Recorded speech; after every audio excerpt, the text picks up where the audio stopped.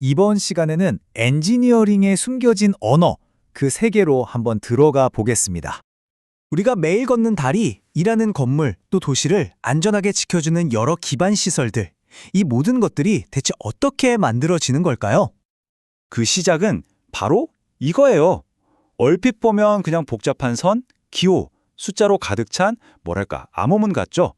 이게 바로 설계도면입니다. 그래서 오늘 바로 이 주남 4배수장 일반도라는 문서를 가지고 이걸 한번 같이 해독해볼까 합니다. 과연 이 안에는 어떤 이야기가 숨어 있을까요? 자, 첫 번째 파트인데요. 도대체 우리가 보고 있는 이 도면의 정체가 뭘까요? 결론부터 말하면요. 이건 우리 안전하고 아주 밀접한 관련이 있는 공공 기반 시설에 대한 겁니다. 배수장이라는 단어, 좀 생소할 수도 있는데요. 아주 간단하게 말하면 홍수를 막기 위한 시설이에요. 비가 엄청 많이 올 때 낮은 지대에 물이 고이잖아요. 그 물을 강력한 펌프로 퍼내서 강이나 바다로 보내주는 정말 중요한 역할을 하는 곳이죠.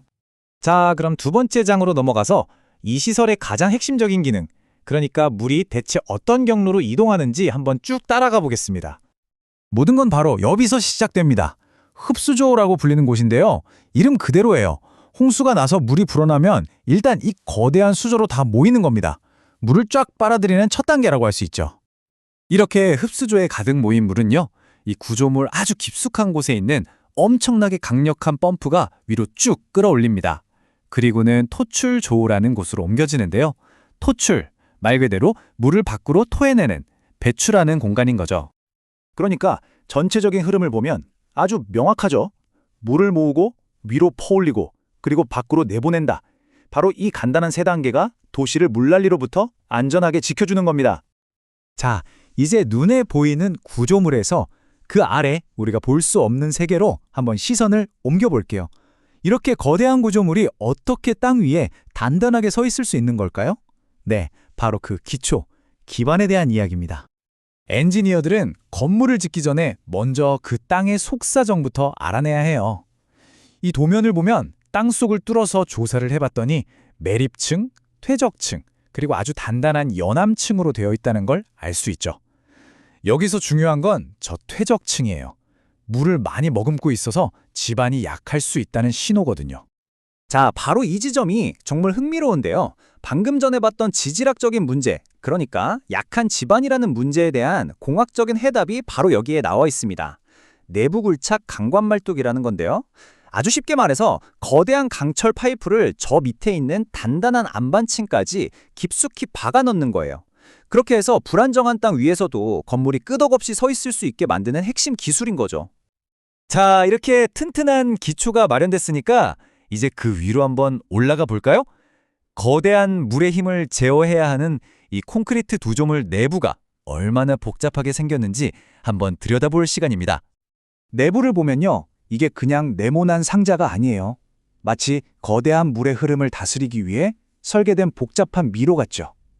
특히 저기 보이는 와류 방지벽 같은 구조물들, 모든 벽과 공간 하나하나가 거센 물이 소용돌이 치지 않고 부드럽게 흐르도록 아주 정밀하게 계산된 겁니다. 자, 이제 드디어 마지막 단계, 그리고 가장 세밀한 부분에 도착했습니다. 흔히 설계도면의 꽃이라고 불리는 부분이죠.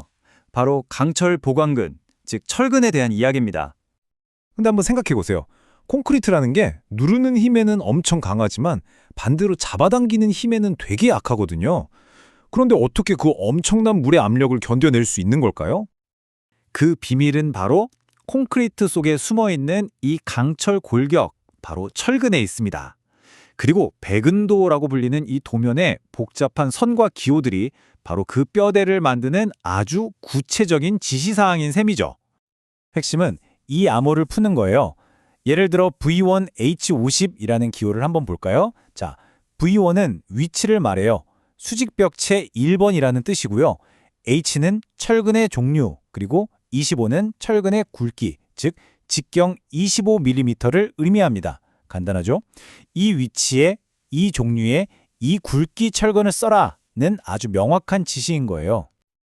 그리고 이 표를 보면 이 프로젝트의 규모가 어느 정도인지 감이 딱 오죠? 재료표를 보면 직경 25mm짜리 철근만 해도 총 길이가 7,500m가 넘어요. 무게로는 거의 30톤에 달하죠. 이게 단지 몇 가지 종류의 철근만 합친 건데도 양이 정말 어마어마합니다.